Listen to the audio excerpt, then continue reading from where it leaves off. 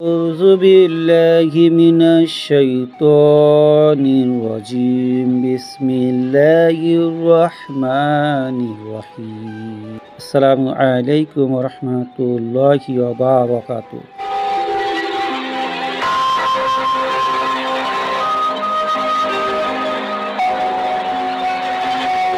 আপনাদের সামনে যে আলোচনা নিয়ে আসলাম সে আলোচনা হলো বড় পীর হযরত আব্দুল কাদের জিলানী বা গিলানী মাতৃগর্ভ থেকে তাঁর মায়ের পেটে থেকে 18 পারা কোরআনের হেফজ করে আসেন।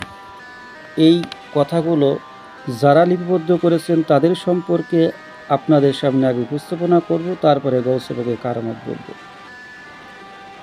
ইমাম শামসুদ্দিন জাজরি, যিনি শাইখুল কুররা উপাধি ছিলেন, তিনি বলেছেন তাঁর কিতাবের ভিতরে নেহাআতুল দিয়াআতি ফি আসমাই রিজালিল কিরাআত গ্রন্থের ভিতরে বলেন, ইমাম আবুল হাসান নুরউদ্দিন যে কিতাব লিখেছেন কিতাবের নাম হচ্ছে বাহাজাতুল আসরার। এই বাহাজাতুল আসরার কিতাবখানা যে লিখেছেন তার নাম হচ্ছেন ইমাম আবুল হাসান নুরউদ্দিন। এই আবুল হাসান নুরউদ্দিন সম্পর্কে তিনি বলতেছেন,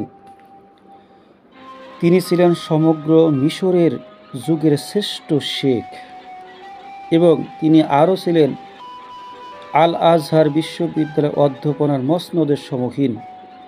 তিনি একজন বিশিষ্ট এবং অনেক সূক্ষ্ম জ্ঞানের অধিকারী ছিলেন। এবং তারপরে ইমাম জাহাবি রহমতুল্লাহ আলাই তানার কিতাব হচ্ছে তাকাআতুল মুক্কিইন গ্রন্থের ভিতরে ইমাম জাহাবি রহমতুল্লাহ আলাই ইমাম আবুল হাসান নুরউদ্দিন সম্পর্কে বলতেছেন,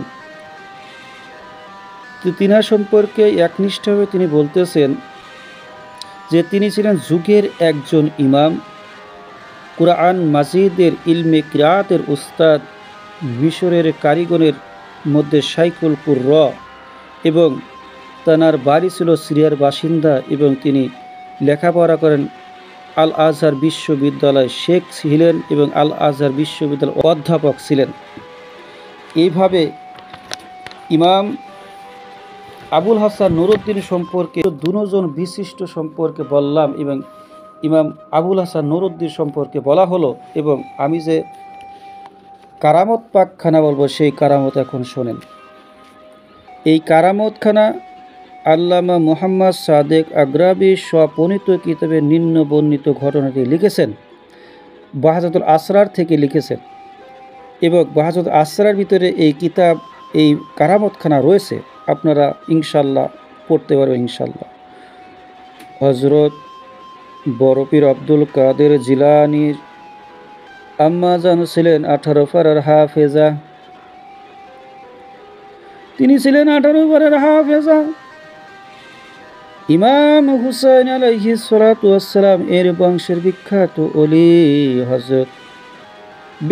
ওলি হযরত সৌমেই রহমতুল্লাহ আলাইহির কন্যা ছিলেন।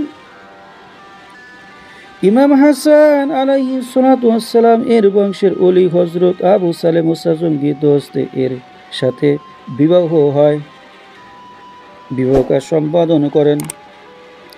দীর্ঘদিন পর মায়ের 60 বছর বয়সের সময় হযরত আব্দুল কাদের জিলানী বা গিলানী মাহবুবে সুবহানি কুতুবে রব্বানি মাশুকে ইয়াজদানি আবু মুহাম্মদ মুহিউদ্দিন আব্দুল কাদের জিলানী শিশুকালে দেশের প্রথা মোতাবেক তাকে জিলান শহরের একটি মক্তবে ভর্তি করা হয়।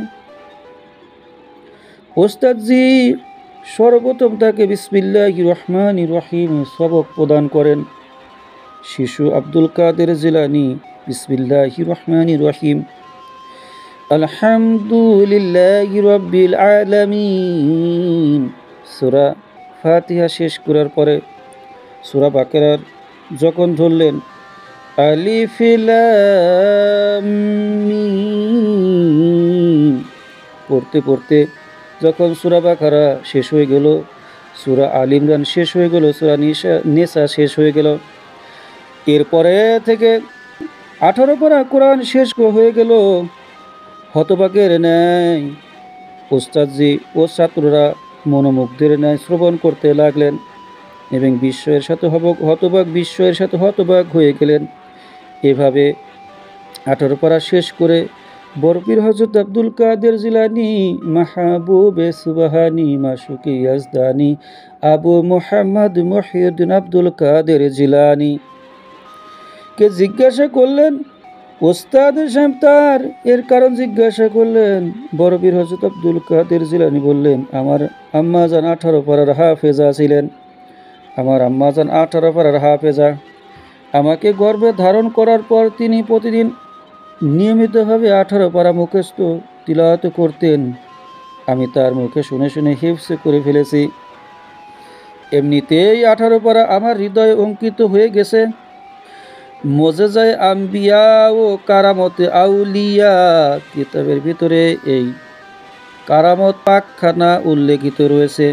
গাউসে পাক বরপীর হযরত আব্দুল কাদের জিলানী গাউসুল আজম মাদারজাত ওলি ছিলেন। এটি তার মাতৃগর্ভ থাকাকালীন কারামত।